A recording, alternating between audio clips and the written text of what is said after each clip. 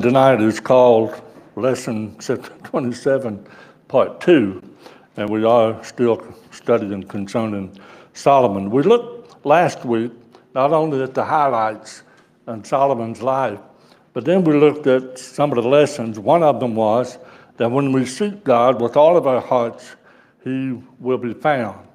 And that we saw true in 1 Kings 3, in verses 3 through 7. We also looked at a lesson how that those that honor God will be honored by Him. And that we saw in 1 Kings 3, verses 11 through 13, in regards to Solomon. The third lesson that we looked at was that really the spiritual life is a marathon. It's not a sprint. We need to understand that it is the long run that counts. And that's what we see in Solomon. And that's what we must learn the lesson from in ourselves.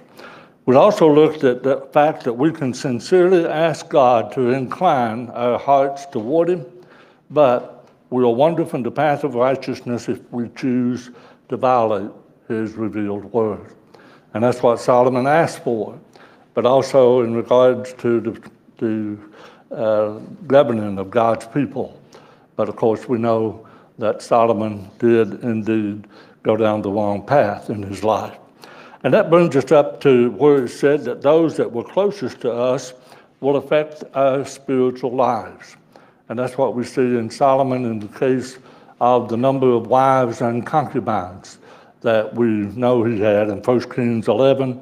And certainly the statement in the New Testament that we're so often reminded of is 1 Corinthians 15 and verse 33. With the lesson that we begin with, and our time was so short, we were beginning to look at how that life, when it's lived apart from God, will be meaningless. And that's regardless of education, regardless of fulfilled goals, regardless of the greatest of pleasures, and the greatest abundance of wealth. And it's in Ecclesiastes 1 that we read in verse 2 that Solomon said, "Vanity of vanities, says the preacher, vanity of vanities. All is vanity." You know, we can learn from his example that the pursuit and the possession of things are not enough. What they supply to us is only temporary as far as feeling, satisfaction, contentment. It's just temporary.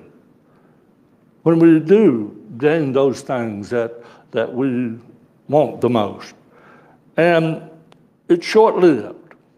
And that's true of whether it's pleasure or it's true of whether that we remain content with it, because we don't. That's not to be found. And so from Solomon, I think we can learn a lot, because truly, in his own day, he had to be the wealthiest man alive.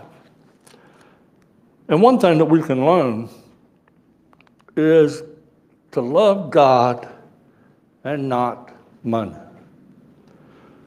I believe I did mention this last week, that it has been said that 15% of Jesus' teaching pertained to money. And that of all of the many parables, I think there were about 39 parables that Jesus spoke, that 11 of those 39 were concerning money, or something to do with money and wealth. Ecclesiastes 5 and verse 10, Brother White, read that for us.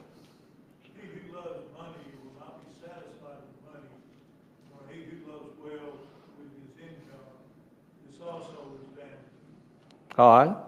Two things that are mentioned here for which we're never satisfied. We're never content.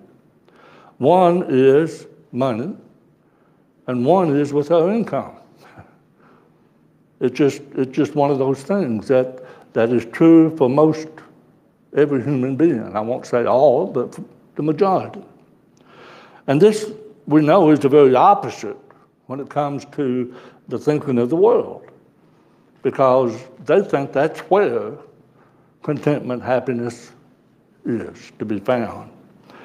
And people that run after money and those that do everything just to have it are setting themselves up for a great disappointment. Solomon was greatly disappointed. He wrote about it. We can read about it. We need to learn about it and learn from those lessons that he learned. Because when you think about it, Solomon had everything. He had power. He had fame. He had money. And yet that Ecclesiastes letter that we read just a moment ago, it's meaningless. It's vanity. It's empty. And certainly, this isn't to say that we all realize we have to have money. We have to use money. We have to use money to buy and to acquire the things that are necessary for our being. But let it be a far cry from the need that we have for money. Let that be a far cry from the love that we can have for it that causes us to become a slave to it. And that's what we need to be most careful about, because only God can satisfy our needs. And when we talk about needs, let's understand that's all of our needs. Every single one of our needs, God supplies.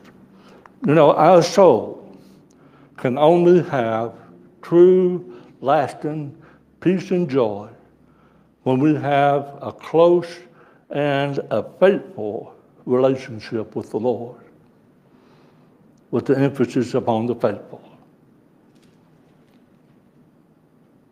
All of the things that money can buy, let's remember, they're just temporary.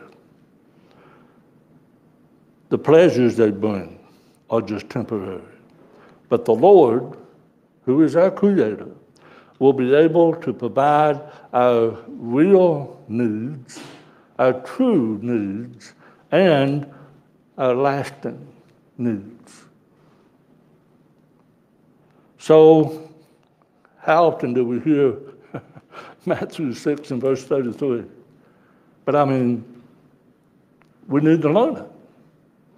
We need to really understand the point. Let's put God first in our lives, and all of the things that we need, He will add those to us. Because that's what Matthew 6 and verse 33 is the conclusion of with the things that Jesus said. So love God, not money. And another thing, discipline and hard work is what brings wealth and success. Success doesn't come automatically.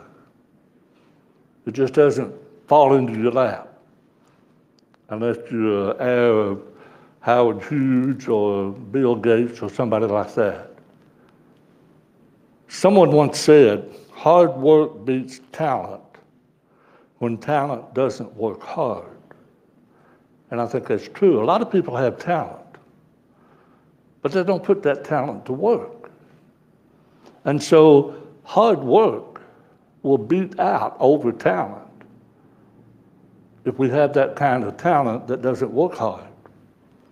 In fact, no lazy, no idle person can achieve success. And many times we want success without sacrifice. Or put it another way, we want the harvest without the planting and the labor that's involved to bring about the harvest. So anything worth pursuing, it's going to require a goodly amount of work. And when you think about it, discipline, what I mean by discipline is self-control. Discipline shapes our character. There's no denying that. Discipline shapes our bank accounts, and discipline is what our reputation is all about. So all of these things hinge upon self-control, that kind of self-control that we have on ourselves. And I think here's some things that Solomon, or from Solomon, that we need to keep in mind when it comes to work. One of them is found in Proverbs 14 and verse 22. Might read that for us. No labor there is profit, but mere talk leads only to talk. Talk's easy, isn't it? And I guess that's why so much of it is done, because it's easy.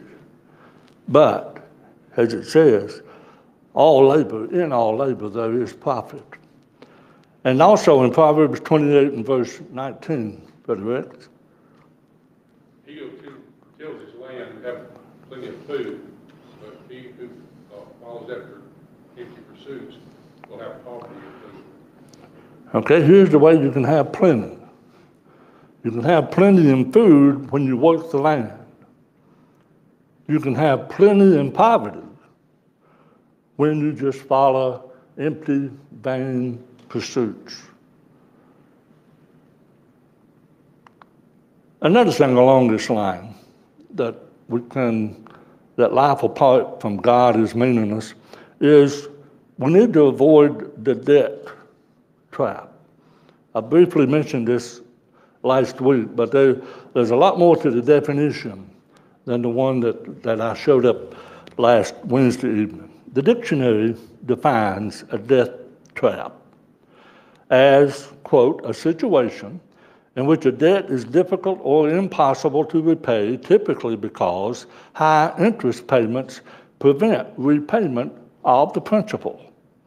According to the Center for Responsible Lending, 76% of the total volume of payday loans are due to loan churning, where loans are taken out within 2 weeks of a previous loan. The center states that the devotion of 25 to 50% of the borrower's paycheck leaves most borrowers without inadequate funds, compelling them to take new payday loans immediately. The borrower will continue to pay high percentages to float the loan across a longer time period, effectively placing them in a debt trap. I don't think we're talking about banks, Brother Mathis. I think banks are legitimate institutions that closely guard and watch when people make applications concerning their income and giving some sort of an evaluation as to whether they're putting themselves in over their heads. But, drive up and down the road and notice how many car title loan businesses you see, or those payday loans that you see. That's what this is talking about. I mean, when you go and you loan half of your paycheck today, what are you going to live on till the next paycheck? Well, you're going to have to go back and borrow some more money. And this keeps going over and over and over. The time drags along, the interest gets higher, and there's no end in sight as to when that's ever going to be paid off. It's a debt trap. So we need to avoid those because, as we see, look at Proverbs 22 and verse 7. Jay? The rich rules over the poor, and the borrower becomes the lender's slave. That's true, period. I don't care if you're taking a personal loan from a friend or if you're going to the bank. You either written or spoken commit yourself. In the case of a bank, you sign a contract, and that contract stipulates conditions. And when you sign that contract, you are bound to those conditions. So, if you pay the payments on time, everything's well. It's fine. And there's nothing wrong with that. But whenever you fail to make payment, then the terms of those contracts are being violated. And those that have done the loaning, the lending, have every right to foreclose. And in the process of foreclosing, it can involve a number of things that affect your family, you, yourself, and your family. So the rich rules over the poor, and the borrower becomes the lender's slave. You know, getting trapped in debt is something that doesn't happen overnight. It's usually a series of what we would say not so good decisions. And those have piled up over a period of time, generally a long period of time. And it does happen suddenly, but when it does happen suddenly, it's usually because of some out of the blue, unforeseen event that we just didn't see it coming. We got blindsided. And so this could result from being laid off from your job. You know, we've seen in the last few years, especially since 2008, 2009, that people could have a job today and not have it tomorrow. They didn't see it coming. Or it could be that a result of having a medical condition. Maybe that medical condition wasn't covered by insurance, but even if it was covered by insurance, it depends on your deductible. That can sink you in a hole. Or it could be that there's just a certain percentage that your medical insurance will pay and you are left to pay the rest. So some sort of out of the blue medical condition. So we're saying it can happen suddenly.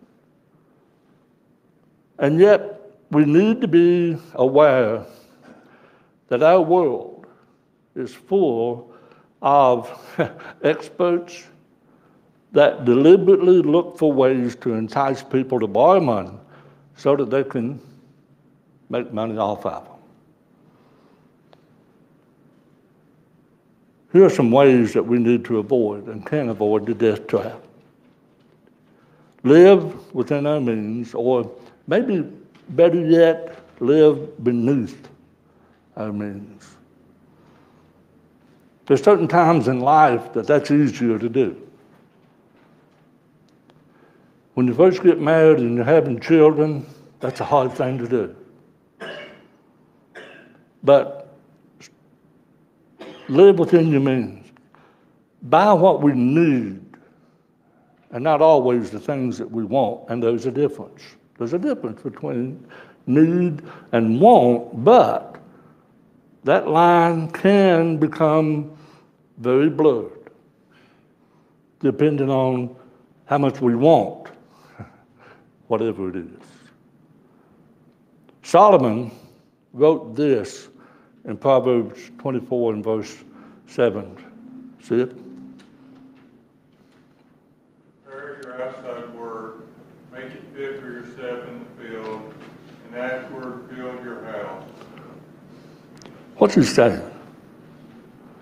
He's saying plan. Plan. Prepare your outside work. Make it fit for yourself in the field. Do it with a little bit of foresight. And then build your house. Solomon, we know, wrote the book of Proverbs. And he wrote it a long time ago. But the principles that are found in the Proverbs are still applicable. And they're just as effective today.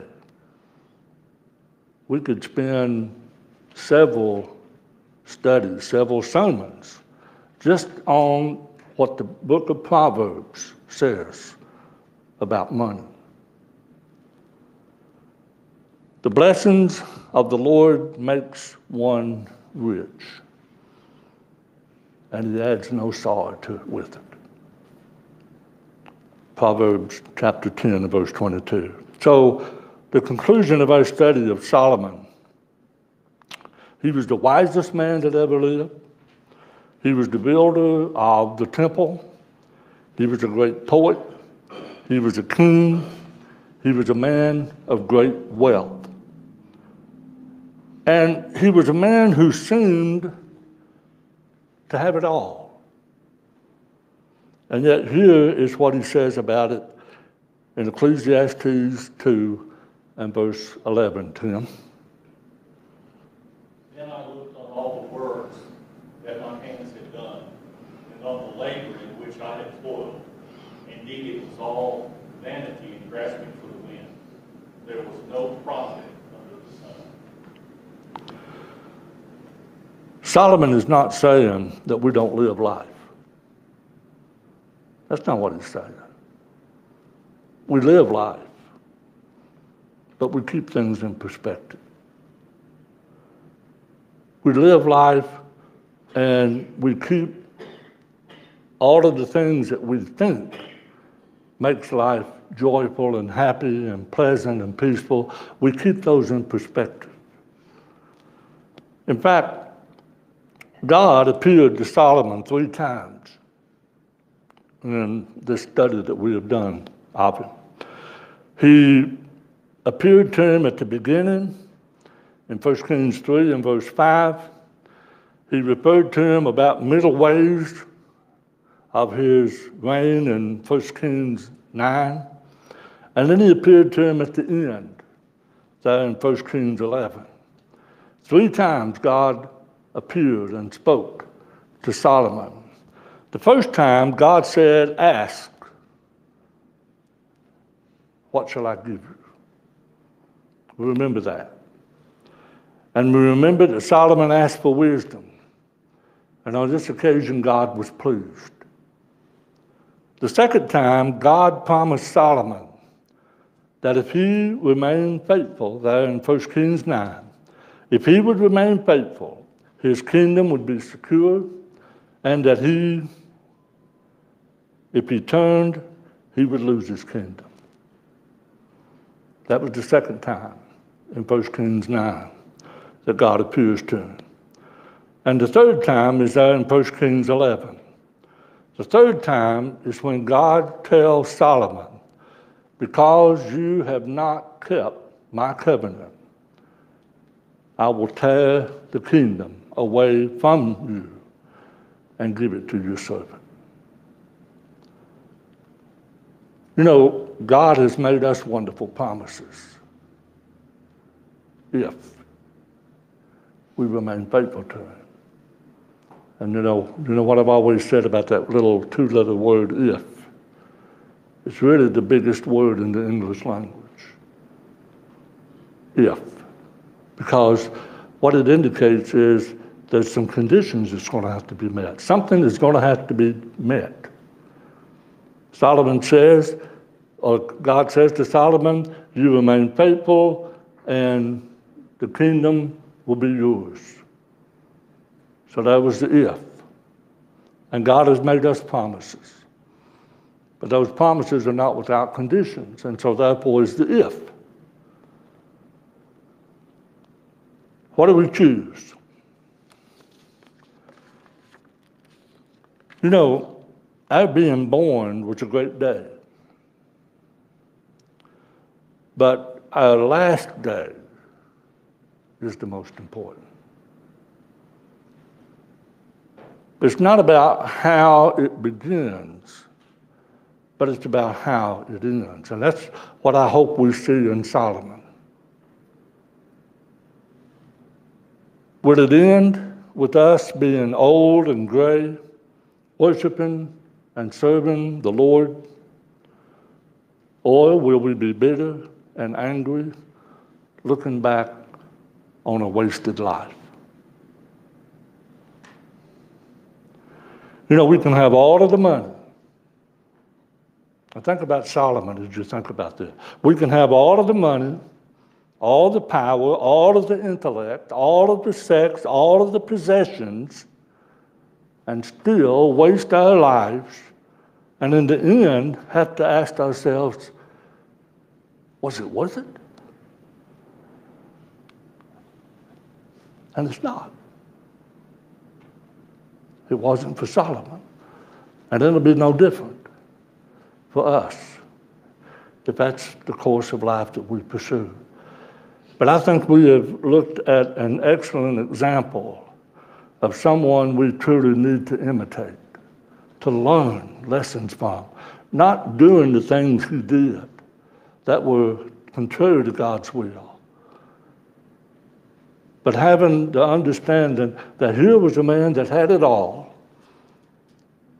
What else could he have had that he didn't have? And yet, at the end of his life, all of it was vanity.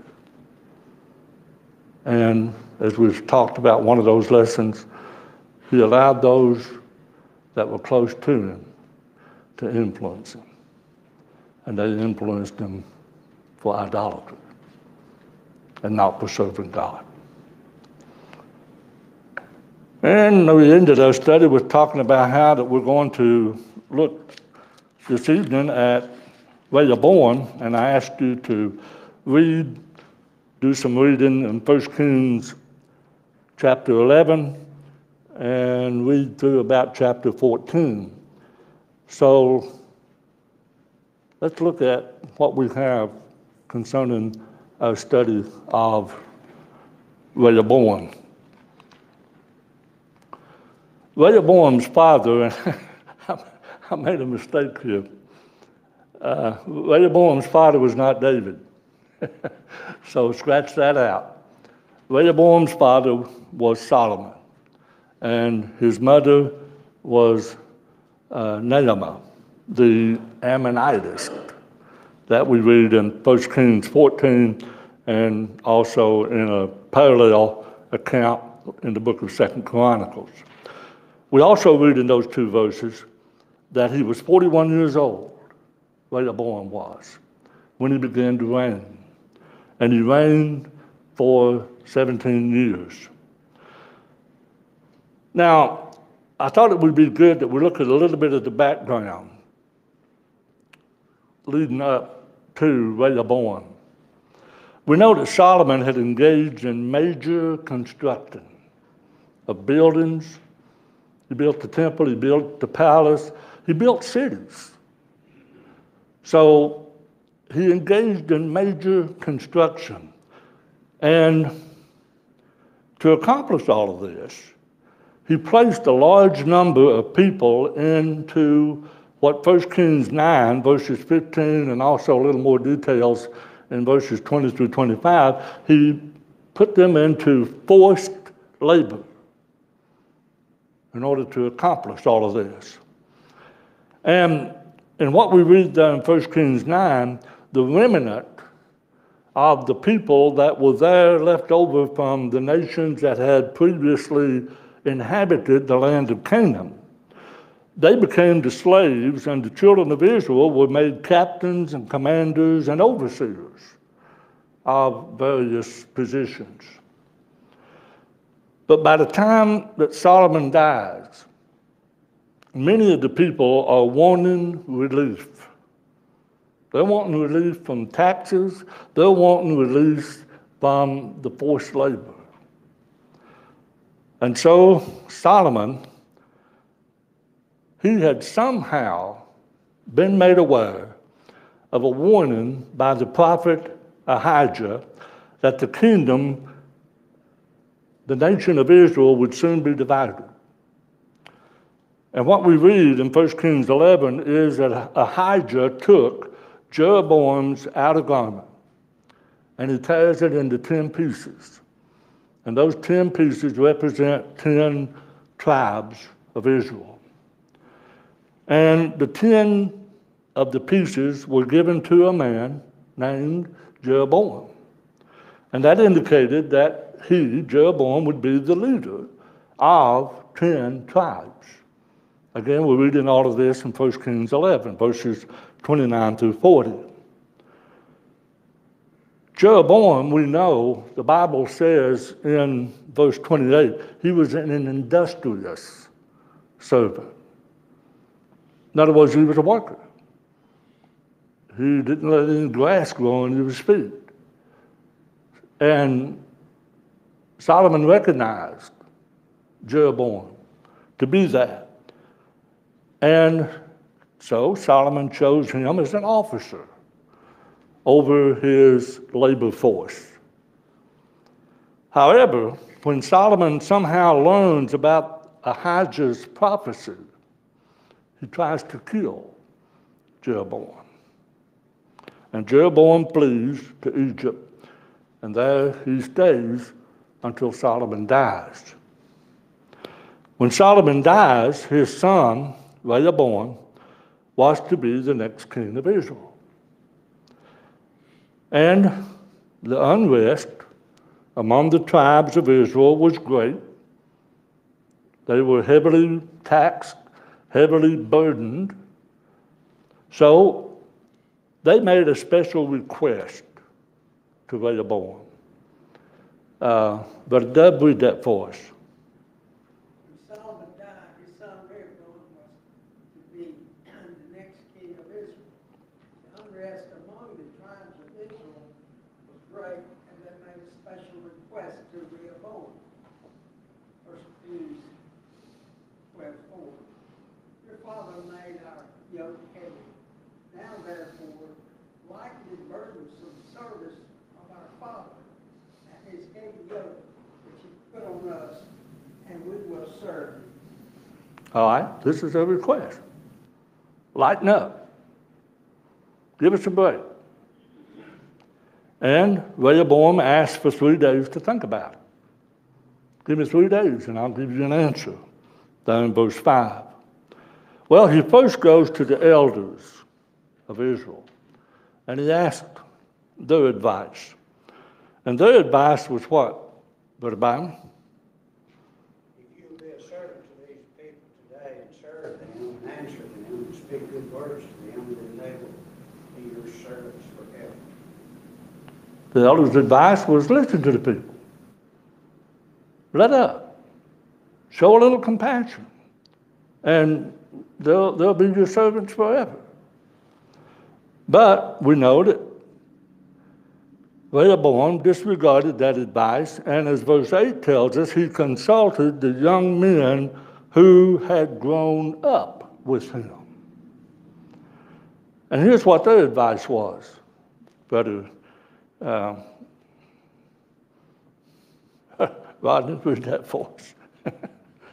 Thus you should speak to this people who have spoken to you, saying, your father made our yoke heavy, you make it lighter on us. Thus you shall say to them, my little finger shall be thicker than my father's waist. And now, whereas my father put a heavy yoke on you, I will add to your yoke. My father chastised you with whips, but I will chastise you with scourges. So that was the young man's advice. So when the 3rd day came, that Rehoboam said, I'll come back and talk to you.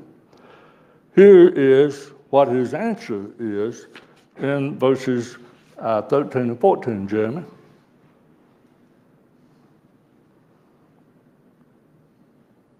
Answered the people roughly, rejected the advice which the elders gave unto them, saying, and spoke to them according to the advice of the young men, saying, my father made your yoke heavy, but I will add to your yoke. My father chastised you with whips, but I will chastise you with scourges. So he almost tells them verbatim what those young men said, didn't he? But he answered the people roughly.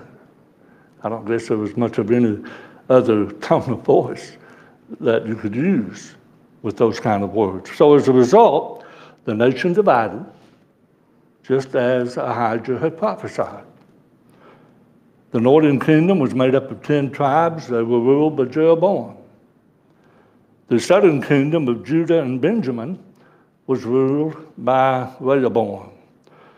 And here's how the scripture summarizes Rehoboam's reign. 2 Chronicles 12 and verse 14. Reuben, read that. He did evil because he did not prepare his heart to seek the Lord. That pretty much summarizes Rehoboam's reign, for the most part. So the lessons that we can learn. One lesson we can surely learn is that a man's choices and actions as a father and as a husband often are repeated in the lives of those sons. You know, David is remembered for having 700 wives and 300 concubines.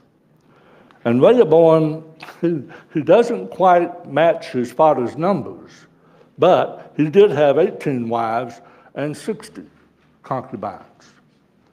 So, you see, he grew up in that kind of an environment, seeing his father's lifestyle. So, his decision as an adult, we can't be surprised, can we? You see, he grew up in that kind of an environment. And so, fathers, our sons are observant, our speech and our actions. And we need to set forth habits that do what Titus 2 and verse 7 says, shows a pattern of good works, so that our sons can imitate and be pleasing to the Lord. Another lesson, when one forsakes the law of the Lord, that's the same as forsaking the Lord himself. See, in reference to Rehoboam, the scripture said in 2 Chronicles 12 and verse 1, he forsook the law of the Lord. Well, 4 verses later, we read that the prophet of God accuses the king and other leaders of Judah with these words, you have forsaken me. So, one who is faithful to God is one that submits to his word. And here's something you need to realize. Those that are convinced that they can be faithful to God without being faithful to his word, they're just only deceiving themselves. People that draw near to God are those that submit to him, according to James 4, verses 7 and 8. Do we call on you, Jared? I don't think we did. Read those for us. Therefore submit to God, resist the devil, and he will flee from you. Draw near to God, and he will draw near to you. Cleanse your hearts, you sinners, and purify your hearts, you double-minded. All right. Another lesson, our choices have consequences for us and for others. Rehoboam made a bad choice, and there were bad results. You know, every day we're bombarded with dozens of messages that are advising us to buy, how to be successful, where to find fun, pleasure, etc., on and on and on. See, by way of advertisements, television, internet, and conversations with our friends, we're pushed to follow a certain way of conduct. So making proper choices is an important activity in life. Most of us have made choices that we wish we could make again. And most of us have said about a choice that we made that, well, you know, if only I had done this, or if only I had done that. Haven't we? We've all done it. A critical moment comes in every person's life when each person has to make a choice that will have eternal consequences. Every human being must choose between the narrow road that leads to life and that broad road that leads to eternal destruction. See, we need to remember that life here on earth for any one of us may soon be over. Each of us has to choose between life and death, between sin and righteousness, between the world and Christ, between fellowship with the children of God and fellowship with the offspring of the devil. I'm going to stop there. Bring your papers back next week, and we'll pick up with point D, where we really see it was that Rehoboam really messed up. And that is who he went to, well, not so much who he went to, but the advice that he took from who it was that he did go to. So I think that is, if not the principal lesson of Rehoboam, then certainly it's way up there as far as the lessons that we need to be considerate of and be aware of. Thank you so much for your being here, for the time that we've had to study, and I trust that we've all been benefited by doing so.